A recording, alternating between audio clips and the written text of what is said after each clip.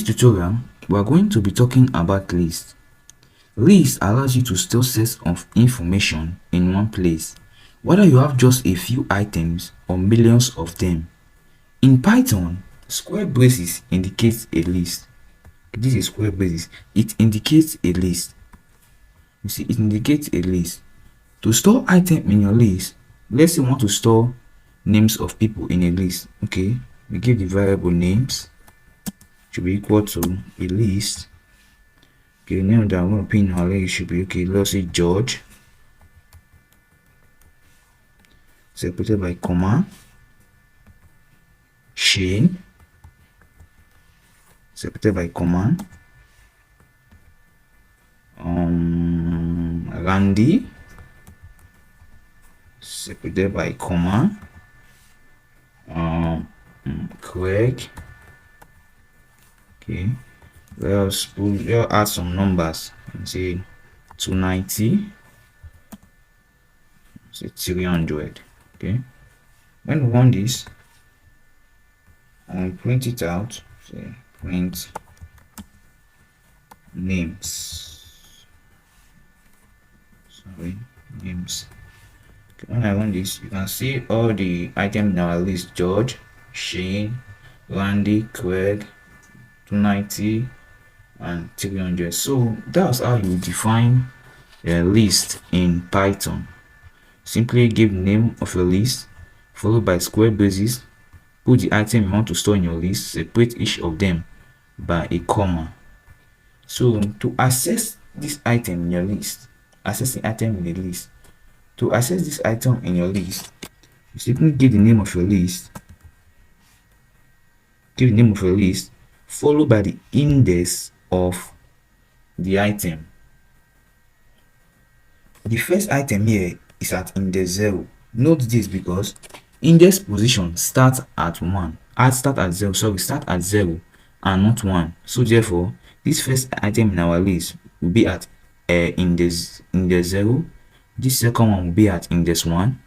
This third one will be at index 2, and so on and so forth. So let's want to access the second item in our list, the third item in our list, which is at index 2. See, the name here is Randy.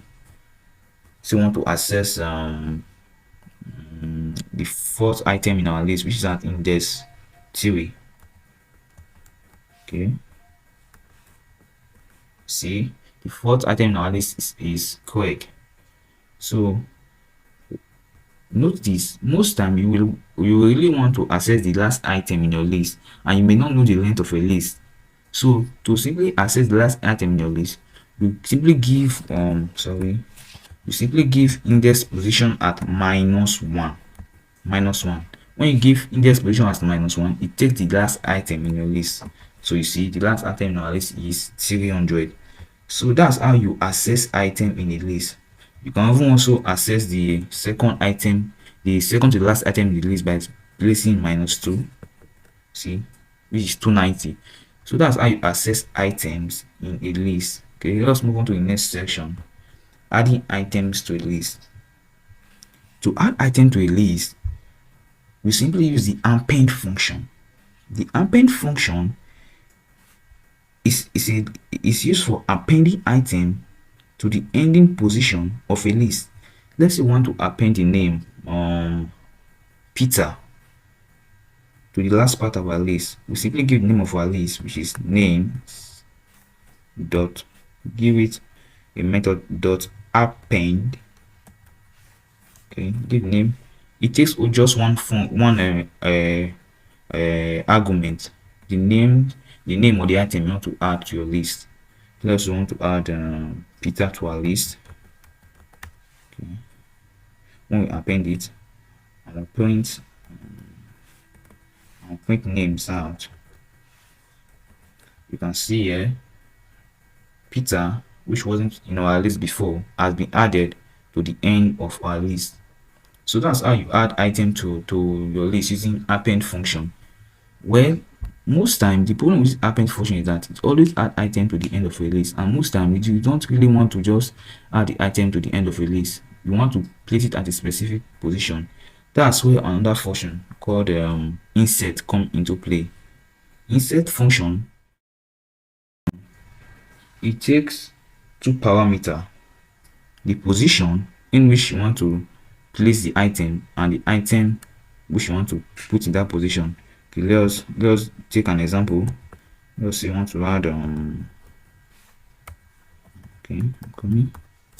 Let's say you want to add 400 at the end.